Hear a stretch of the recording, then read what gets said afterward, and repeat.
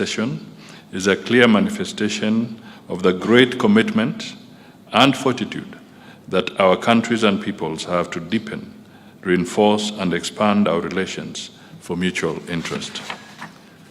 The event is the culmination of an enormous collective effort which has been ongoing for some months now. Various institutions and individuals from our respective governments have immensely contributed in one form or another towards the successful convening of this JPCC session. From the onset, allow me to express my appreciation to our senior officials for their hard work over the past 2 days. That has been vital in laying a solid ground for our meeting today. Your long hours and hard work on this process truly paid off. Moreover, the quality of work you delivered has exceeded expectations despite the tight deadlines. Today marks the beginning of a new chapter with regards to our bilateral relations. I am cognizant that it has been 13 years since the last session of the JPCC, which was held in 2011, as my colleague has also made known to us this morning. However, in my opinion, there was never a better time than now to convene this JPCC. Despite the significant time lapse since the last session was convened, it is gratifying to note that bilateral engagements between our two countries have been on an upward trajectory, characterized by recent high-level visits and exchange programs. Generally, it is encouraging that various bilateral agreements and MOUs are at different stages of implementation. In particular, the ongoing implementation of some of the instruments has been commendable. A case in point is the MOU in agriculture, livestock, and fisheries. Under this MOU, the government of Kenya offered training opportunities to 10 Burundian students at the Animal Health and Industry Training Institute Ahiti, Kabete, and the Dairy Training Institute, DTI, in Naivasha in the academic year 2021-2022. Further to this, and upon request by Burundi, Kenya waived tuition fees or costs and increased the slots for Burundian students in the aforementioned training institutes for the 2024 intake. In this regard, 15 Burundian students arrived in Nairobi in October 2024 to undertake training in animal health and production at Ahiti, Kabete. I am aware that some draft agreements and MOUs crucial to the unlocking of the huge trade potential between our two countries were not finalized and consequently were not signed during this JPCC.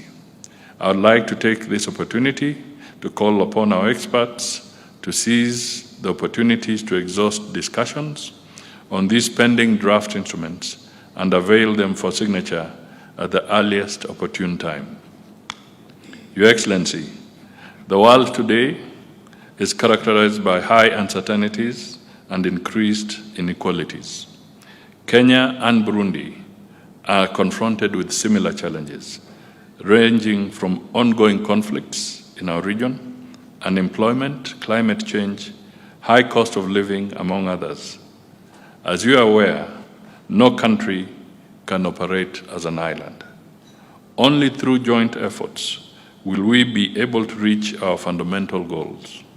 We need each other in order to collaboratively navigate complex geopolitical landscapes and address contemporary challenges that confront us. It is noteworthy that trade and investment remains one of the strongest pillars of our bilateral relations. Burundi is one of our key trading partners and continues to be a leading market for Kenyan goods and investments regionally. Kenya is equally an important market for Burundi. Recognizing the significance of our bilateral trade, there is need for continued collaboration and concerted efforts to address the existing barriers hindering the flow of goods between our two countries. Kenya reaffirms its commitment to providing a seamless experience at the port of Mombasa with regards to the handling of cargo destined for Burundi. By resolving these challenges, we can enhance our economic progress and mutual prosperity in the region. Besides cooperating bilaterally, Kenya and Burundi also cooperate at the regional level. Kenya and Burundi currently hold the rotational chairmanship at the EAC and COMESA authority respectively. Undoubtedly, excellent performance during our tenures is dependent on continued consultations amongst us. Further to this, allow me to commend the strong coordination between Kenya and Burundi within the framework of the East African Community. The ongoing collaboration is essential to the success of our regional integration agenda. As the current chair of the EAC, Kenya greatly values Burundi's cooperation in advancing and delivering on its mandate to promote regional integration, strengthen peace and security, as well as foster economic development across East Africa. Burundi can confidently count on Kenya's support during its tenure as the chair of the COMESA authority.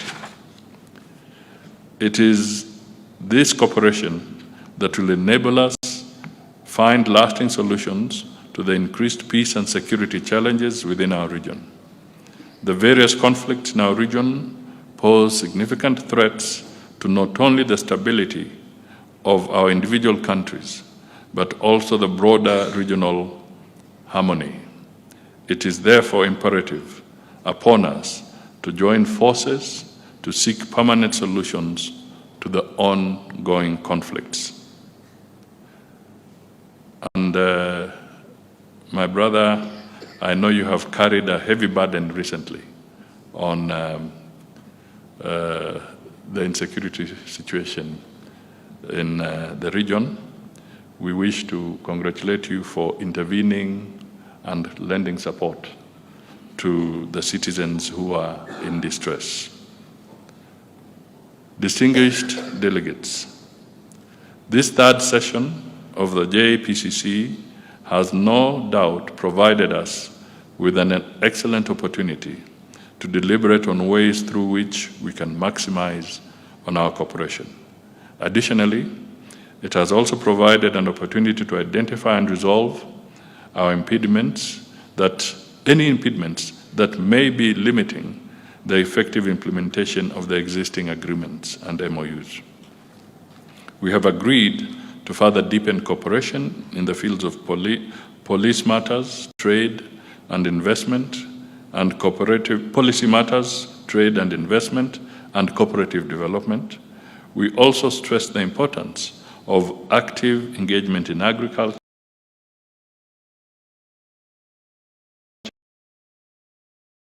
that following MOUs.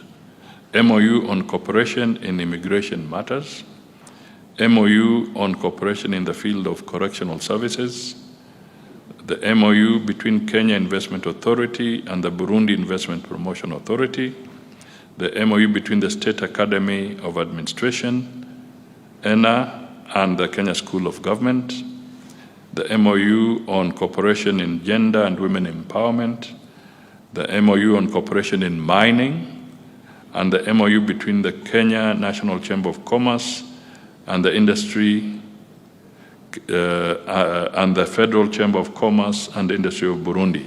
And I'm happy that the two presidents of the institutions are with us here. Distinguished delegates, going forward, I am optimistic that the discussions and agreements resulting from the engagements of the past 2 days will positively contribute to the strengthening of our bilateral relations. As I conclude, I wish to affirm Kenya's commitment to cooperating with Burundi towards a more effective partnership.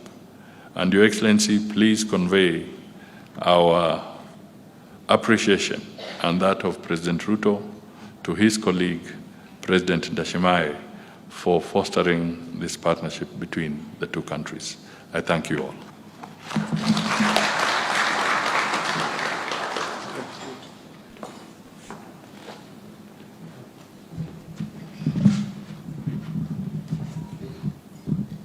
Thank you so much, Your Excellency, for your remarks. Another warm applause. Thank you very much. We now move to the next session in our program, and that will be the consideration of the senior officials' report. I would like to mention, honorable ministers, that this report is not a product that we have developed alone, me, myself, and my co-chair, but as a result of the combined effort from all members in this hall. We've worked tirelessly, we worked very late, even yesterday evening, to deliver what we are going to witness today. So Secretariat, I would kindly request if we could just project the report. We will be very brief, Excellencies. Before we start, I would like to request the media. There will be no live streaming in this particular session. It is a closed session. The document should not be aired live. So our humble appeal